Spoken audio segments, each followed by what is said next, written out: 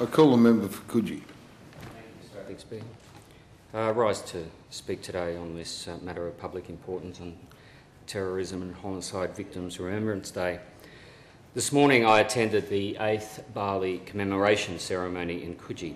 Each year since the first service in 2003, the people of Coogee and many more from farther afield have assembled there to remember those lost, to comfort those who survived, and to lend support to the family and friends of those who died in the Coogee bombings on October 12, 2002. You know, among the ruins of the Sari Club and the Paddy's Bar lay shattered our nation's innocence and indeed our very ability to comprehend any reason for such an immoral act. No single area in Australia was more affected than Sydney's eastern suburbs. 20 of the 88 Australians killed were from the city of Randwick alone, 43 in all from New South Wales. In total, 202 people died, including 38 Indonesians. 4 more Australians were to lose their lives in the 2005 Bali bombings. This morning, as with every year, we heard from survivors and family members of victims who told of their journey since 2002. We heard from Adam Condon, a close friend of Josh Iliff and a fellow member of the Coogee Dolphins football team, a team who lost 6 of its players that night. Adam immediately flew to Bali the day after the bombings. He told this morning of the gut-wrenching story of his 3-day search for his mates through the makeshift morgues of Coogee and Denpasar.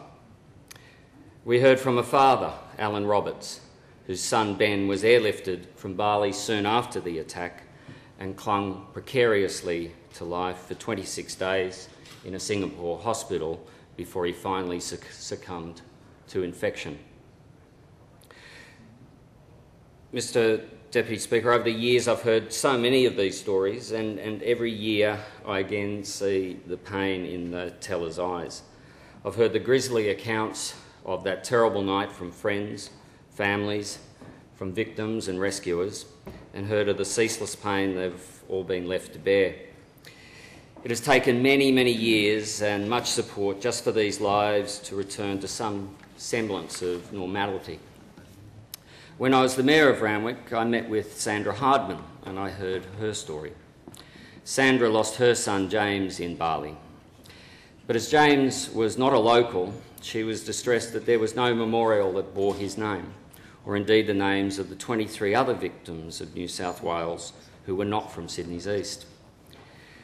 There was nowhere for her or the other families, their friends and survivors to quietly grieve, though she had attended council's ceremony before. At last year's commemoration ceremony, the place of remembrance, the place of reflection, was unveiled at Dolphins Point.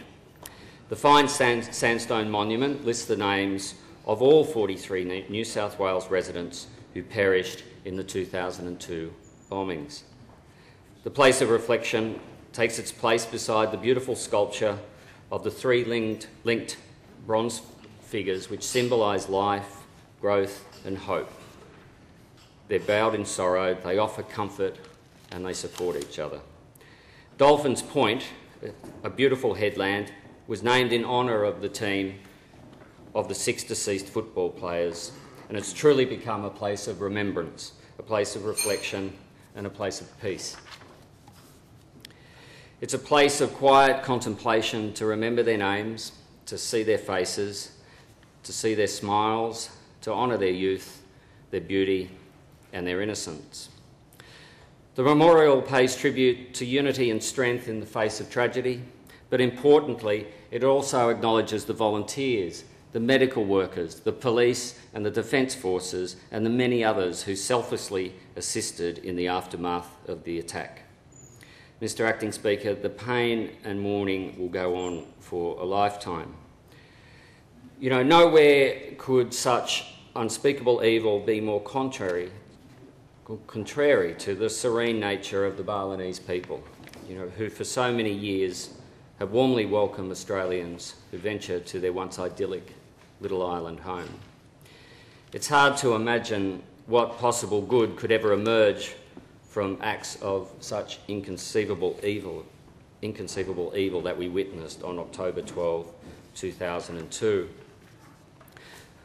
For from that dark chapter in the history of our nation and that of Bali has come a new and determined resolve to uphold those values that we Australians cherish most, our freedom and our commitment to democracy.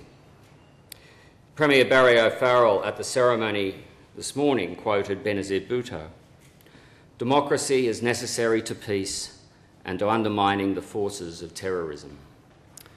So in those tears that were shed today, we saw the pain of enormous loss.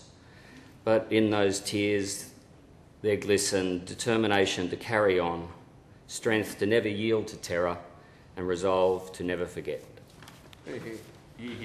I call the member for Kirra.